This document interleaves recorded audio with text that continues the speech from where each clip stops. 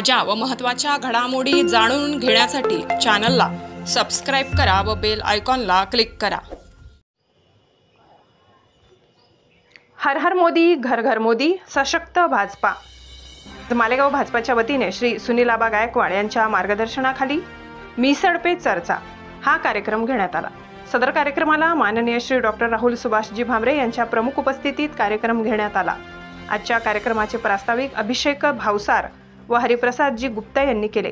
तसेच यावेळी माननीय महेशजी पाटोदिया, माननीय समाधान दादा हिरे, माननीय हरिप्रसाद काका गुप्ता, माननीय भरत काका पोपड़े, माननीय नितीन भाऊ पोपड़े, माननीय गुलाब भाऊ पगारे, माननीय घनश्याम वर्मा, माननीय रवीशजी मारू, माननीय विजय काका भावसार, माननीय बालचंद्र छाजेड, माननीय राजेंद्र कासार, माननीय महेंद्र चव्हाण सर, माननीय मनीष वडाळे, सौ सुरेखाताई भुसे यांनी मिसळ पे चर्चा या कार्यक्रमात सहभाग घेतला। तसेच यावेळी नगरसेवक मदन बापू गायकवाड, संजय भाऊ काळे, विजय अण्णा देवरे, दीपक नाना शिंदे, नगरसेविका सौ सुवर्णाताई शलाल, माननीय दादाजी जाधव, माननीय अरुण माऊली पाटील, माननीय कुशा अहिरे, माननीय प्रकाशजी सुराणा, माननीय शरदजी दुसाने, नीता पठाडे, सौरभ अक्कर, शब्बीर बाबा, प्रतीक्षा भोसले, कल्पना पाटील, सोमा अण्णा गौडी, दीपक गायकवाड, राकेश शिंदे, हेमंत पुरकर, रवी हिरे, जी भाऊ पाटील, छोटू भाऊ गायकवाड, विक्की पाटील, वीरू देवरे, निलेश मर्चंट, अनिल पगारे, बंटी कोते, अनिल बापू गायकवाड, महेश वाघ, मुन्ना अहिरे, सुनील काका भुसे, बंडू सावंत, जगदीश सूर्यवंशी, बाळासाहेब कांबळे, प्रवीण गायकवाड आदींसह पदाधिकारी उपस्थित होते। वृत्त संकलन विभाग, गर्जना न्यूज, मालेगाव। मिसळ पे चर्चा कार्यक्रमात आबासाहेबांनी जे माझ्या मताने एक नवीन व्यासपीठ निर्माण केले या ठिकाणी, म्हणजे जे चेहरे बघितले आपण तर ते बघून मी 10 मिनिटांपासून विचार करतो की हे सगळं फक्त सुनील आबा गायकवाडच करू शकतात। म्हणजे एवढे लोक, एवढे चेहरे एकत्र आणणं म्हणजे शक्य नाही। दिसतो हॉल छोटा, पण गर्दी कमी पण दर्दी जास्त आहे। तर मी आता मिसळ पे येतोय, तर या ठिकाणी मिसळ पे चर्चा ह्या कार्यक्रमात जे आबासाहेबांनी नियोजन लावलं की माननीय डॉक्टर सुभाष बाबा भामरे माजी मंत्री आणि 2 टर्मचे खासदार आणि आता सन्माननीय आदरणीय मोदी साहेबांनी जो त्यांच्यावर पुन्हा जो भरोसा टाकला, आपल्या मतदारसंघाला पुन्हा सुभाष बाबाच्या रूपाने जो उमेदवार दिला, त्याबद्दल आम्ही मोदीजींचा वरिष्ठांचा देखील आभार व्यक्त करतो। त्या ठिकाणी बोलायचं म्हणजे असं की माननीय नरेंद्रजी मोदी यांनी तळागाळातल्या कार्यकर्त्याला अतिशय सोपं माझा प्रचार कसा करायचा, जनतेकडे माझं मत कसं मांडायचं, जनतेकडे आपण मत कसं घ्यायचं, इतकी सोपी व्यवस्था या 10 वर्षाच्या कालखंडात तेव्हा आम्हाला दिलेली। गुप्ताजी आता तेच म्हणले 2 वेळा की झालेल्या कामांचा उभाव करा, त्याची प्रसिद्धी करा, आणि तीच माझी पण खंत आहे की डॉक्टर सुभाष बाबा भामरेंनी या मालेगाव तालुक्याला, शहराला, जिल्ह्याला, हे 6 जिल्ह्यांना जे काम दिलं असेल, ज्या ज्या ठिकाणी विकास कामे केली असेल, तो विकासाचा पाढा वाचणं हा आपल्यासाठी गरजेचा आहे। पण ह्या ठिकाणी मी जाऊन सांगतो की देशातल्या 8 कोटी जनतेला माननीय नरेंद्र मोदींनी ज्यांचे चुले पेटत नव्हते त्यांना अंत्योदय अंतर्गत योजनेअंतर्गत 35 किलो धान्य दिलेलं। हा काँग्रेसच्या कालखंडात एवढं मोठं धान्य कोणी गोरगरिबांना दिलेला तो मुद्दा इतका मोठा आहे की आपण घराघरात पोहोचलेलो, फक्त आपलं चित्र त्या ठिकाणी पोहोचत। दुसरं, येणारा शिदा कुठलाही सण उत्सव असू दे की त्या ठिकाणी मोदी साहेबांचं पोस्टर लावून आणि त्या शिदेची वाटप त्या घराघरात या छोट्या छोट्या खाण्यावाटण्यावर पोहोचते। पण याचा उभाव कोणाला जमलं नसतं, त्याचं दुर्दैव आहे। पण आपण घराघरात पोहोचलोय, एखाद्या महिलेच्या किचन पर्यंत पोहोचले, त्यांच्या धान्याच्या कोठीपर्यंत आपण पोहोचले, मोदी सरकार पोहोचलेले। पण याचं येणाऱ्या कालखंडात कॉम्प्लेक्स जेव्हा आपण टाकायला जाऊ, आपण मत जेव्हा मागायला जाऊ, याची देखील आपण त्या ठिकाणी आपण करून दिली पाहिजे। तसेच 5 वर्षाच्या कालखंडात आबा कार्ड असो, सन्माननीय ज्या मेडिकल योजना असतील त्या मोदी सरकारने जनसामान्यांना 5-5 लाखापर्यंत दिलेल्या। सुकन्या योजना असो तर सुकन्याचे फायदे स्कॉलरशिप मध्ये मोठ्या प्रमाणात मिळत आहे महिला वर्गांसाठी, मुलींसाठी, पण आपण त्या ठिकाणी मांडताना कमी पडतोय. म्हणजे मोदी सरकार दिल्लीला राहून देशाचं राजकारण करून ते घराघरात पोहोचलेले, आपण ज्या गावात वाटात जातो, ज्या गल्लीत जातो त्या घरात आपण पोहोचू शकलो नाही, हे आपलं दुर्दैव.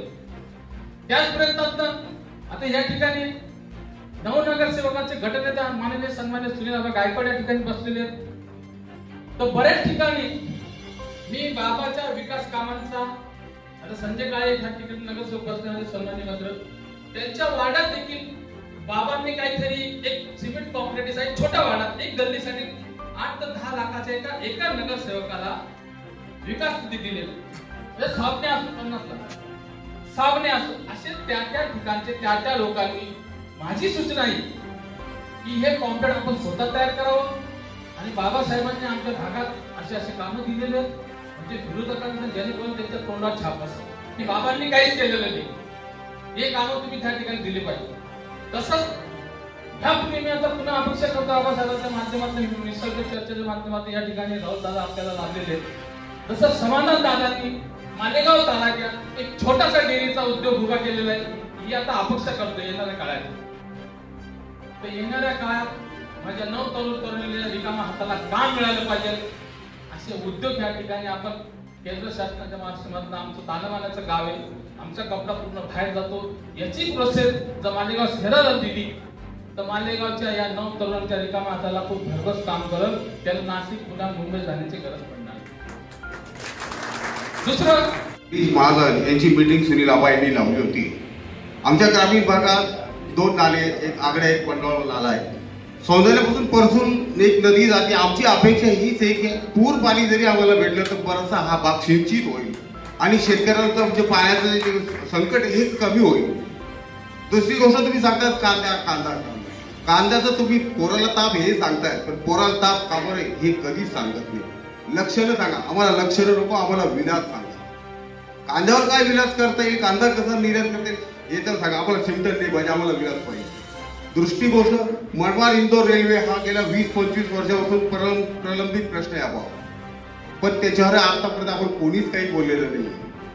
तो पण विषय मार्ग लागले पाहिजे.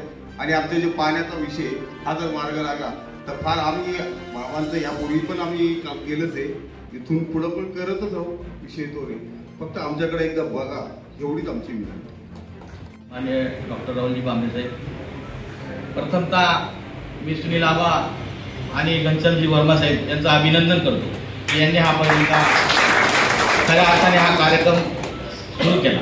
कारण ग्रामीण भागामध्ये आणि शहरामध्ये फिरत असताना आपल्याला लोक बोलतात की बाबांना तिकीट होऊन 1 महिना झाला, तुमचा काही प्रचार वगैरे चालू झाला का नाही. आपण ठीक आहे, अनेक गावांमध्ये जातो, अनेक शहरामध्ये फिरत असतो, पण तुमचा अजून प्रचार सुद्धा सुरू झाला नाही. याचं कारण काय ते असो काही असो मित्रांनो, निश्चितपणाने आबांनी सांगितल्याप्रमाणे आणि रवीजी मारू सरांनी सांगितल्याप्रमाणे, नितीनजी पोकळे साहेबांनी बोलल्याप्रमाणे हा जो कॅरिडॉर होते, या कॅरिडॉरमध्ये निश्चितपणाने आपल्या ग्रामीण भागामध्ये खास करून मालेगाव तालुका आणि सटाणा तालुक्यामध्ये जर जास्त उत्पन्न असेल तर फक्त कांद्याचं आणि मक्याचं आहे. त्याच्या कॅरिडॉरमध्ये मका प्रोसेसिंगसाठी आणि कांदा प्रोसेसिंग, कांद्याची फ्लेक्स आणि कांद्याची पावडर याच्यासाठी स्टेट गव्हर्नमेंटनी 50% सबसिडी दिली आहे. त्याच्यामध्ये जर का आपण सेंट्रल गव्हर्नमेंटनी दिली तर निश्चितपणाने या भागामध्ये प्रोसेसिंग युनिट उभे राहतील आणि प्रोसेसिंग युनिट उभ्या झाल्यानंतर आपल्याला चांगल्या पद्धतीने कांद्याला आणि मक्याला भाव होईल. याच्यासाठी निश्चितपणाने आपले बाबासाहेब कायमस्वरूपी प्रयत्न करत असतात. त्यासाठी तुम्ही प्रयत्न करावा ही आम्हाला नम्र विनंती आहे. आणि दुसरा मुद्दा, खऱ्या अर्थानं गेल्या 5-6 वर्षापासून फेडरेशन मार्फत कांदा खरेदी केला जातो. अतिशय चांगली योजना आहे ग्रामीण भागामध्ये. आणि मक्याला गेल्या 2 वर्षापासून गव्हर्नमेंटनी कुठल्याही प्रकारे आपली मका खरेदी केली नाही. ती खरेदी पुढच्या काळामध्ये, आता मागणी मागायची काही नाही, परंतु काही समस्या असतील ग्रामीण भागातल्या ते सांगणं आमचं कर्तव्य आहे. निश्चितपणाने जो फेडरेशनने आपल्याला 2200 रुपये भाव दिला तर लोकांना, शेतकऱ्यांना जो फक्त 1819 रुपये पोहोचतो, 250-300 रुपये जातात होतं. बाबा तर पैसे खात नाही. म्हणजे सांगायचं तात्पर्य असं की मला कायमस्वरूपी फेडरेशनला मांडतात आणि आपल्या नाशिक जिल्ह्यासाठी चांगल्या पद्धतीने कोठा देतात. ही सुद्धा एक उणीव आहे, ती इथून पुढे आपल्याला झाली नाही पाहिजे, ही माझी नम्र विनंती आहे. त्याच्यानंतर आपल्या मालेगाव तालुक्यामध्ये खऱ्या अर्थाने यांनी सांगितलं, गुप्ताजींनी सांगितल्याप्रमाणे हर घर योजनेप्रमाणे करोडो रुपयाचे काम मंजूर झाले, जे भारतीय जनता पार्टीच्या माध्यमातून झाले. केंद्र सरकारने ज्या योजना आल्या आणि करोडो रुपयाचा निधी दिला, पण बाबांच्या हातातून एक सुद्धा भूमिपूजन झालं नाही, याचं आम्हाला दुःख आहे. आम्ही सुद्धा नेते, आम्ही जिल्हा परिषद सदस्य आहे, सुनील आबा साहेब हे गटनेते आहेत आणि काय तर काही कारणास्तव कोणाला बोलवलं जात नाही. आम्ही भारतीय जनता पार्टीचे RSSचे कार्यकर्ते आहोत, कायमस्वरूपी काम करतो. एकतर्फी कार्यक्रम न चालवता हा सगळ्यांना सामाविक घेऊन हा कार्यक्रम चालू असला पाहिजे असं माझी मत.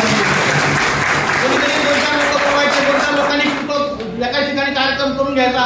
उद्या आम्हालाही इलेक्शन लढवायचे आहेत, आमच्या कार्यकर्त्यांनाही इलेक्शन लढवायचे आहे, कोणाला नगरसेवक व्हायचं आहे, कोणाला पंचायतला लढवायचं आहे, कोणाला पंचायत समिती लढवायची आहे. आणि भारतीय जनता पार्टीचे कार्यकर्ते अतिशय हुडपूर आहेत, काम करणार आहेत. निश्चितपणाने मी तुम्हाला गॅरंटी देतो की मागच्या पंचवार्षिकपेक्षा या पंचवार्षिकला निश्चितपणाने जास्त आघाडी आम्ही देऊ, याच्यात अजिबात थोडीशी काम करण्याची पद्धत आपल्याला बदलावी लागेल. काही समस्या आहेत, काही ग्रामीण भागातील लोक नाराज आहेत, शेतकरी लोक नाराज आहेत, त्याच्या नाराजी काढून ठेवा. निश्चितपणे आपण जर दुसऱ्या उमेदवाराला दिलं तर ते आता कोणी कोणाला भेटणारच नाही आणि आपण सांगायचं तरी कोणाला, रडायचं तरी कोणाला. निश्चितपणाने आपण बघा, मागचे जे खासदार असतील ते खासदार कोणाला भेटायचे सुद्धा नाही. गेल्या 10 वर्षापासून बाबांनी रात्री 11 वाजता जरी फोन केला तरी उत्तर असेल, आपल्या समस्या सोडल्या असतील. त्या दिल्लीच्या असो, नाशिकच्या असो, धुळ्याच्या असो, महाराष्ट्रातील असो, निश्चितपणे आपल्याला सर्वांना बाबासाहेबांचं काम करावं ही नम्र विनंती करतो.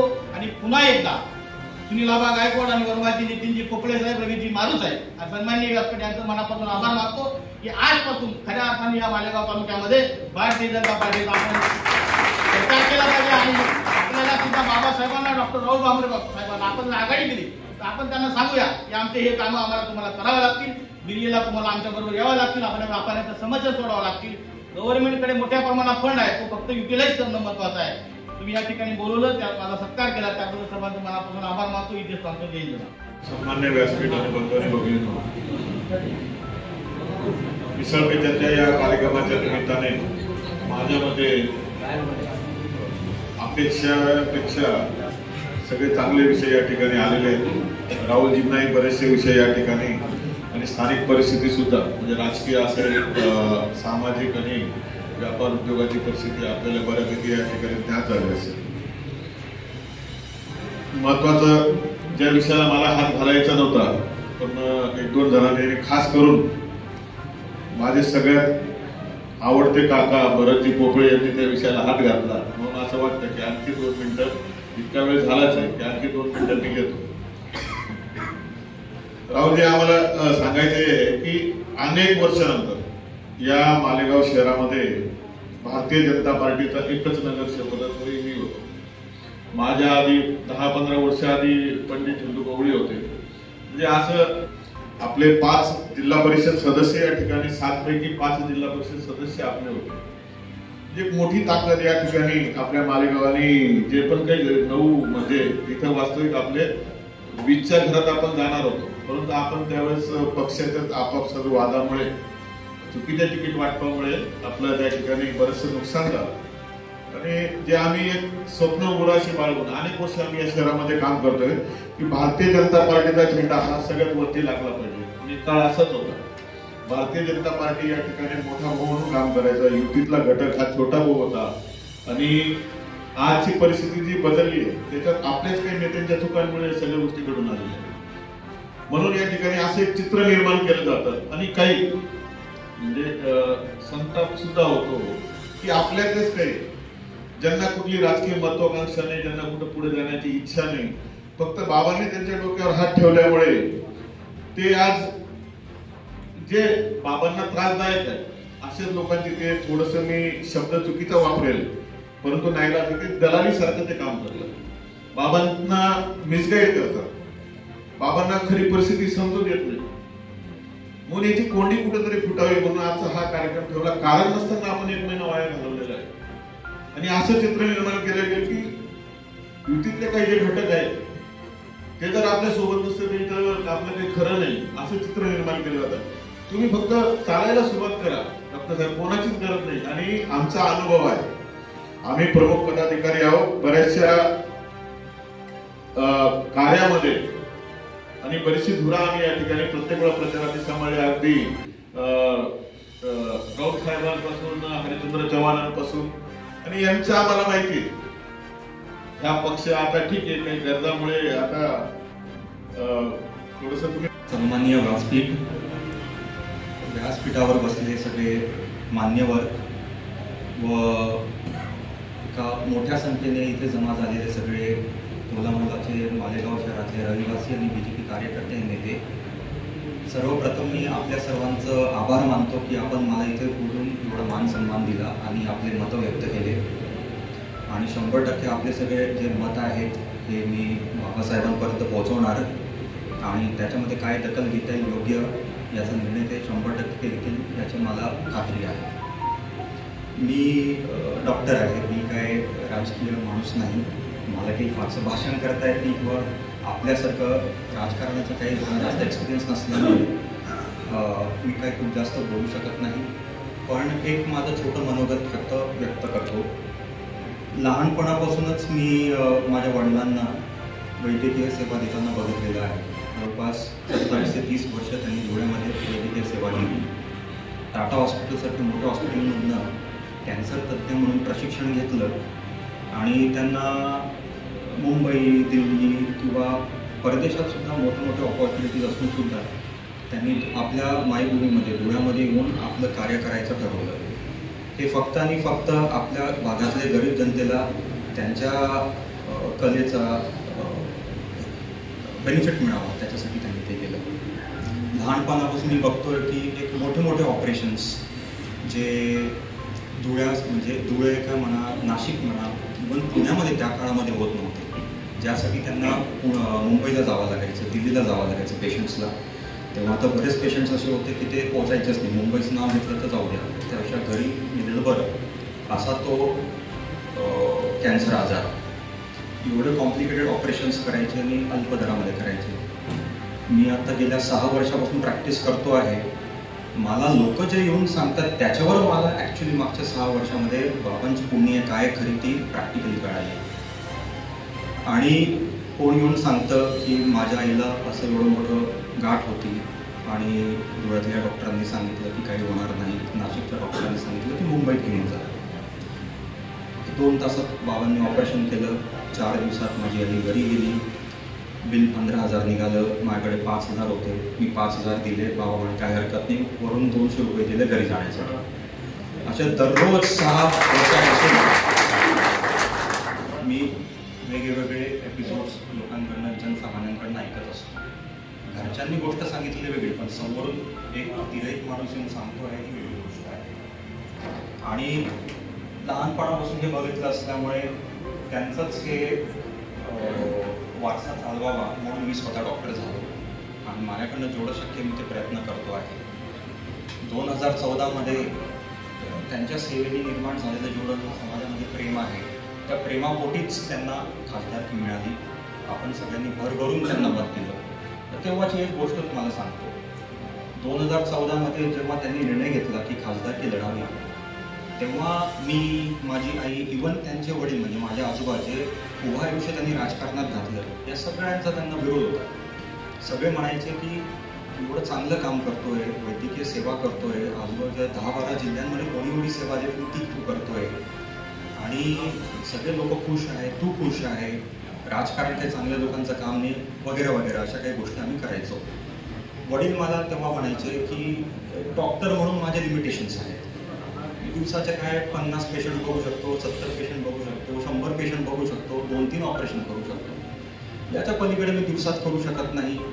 तू गोळाबेरीज कर, मी महिन्यात किती करू शकतो, वर्षात किती करू शकतो, 30 वर्षात किती करू शकतो.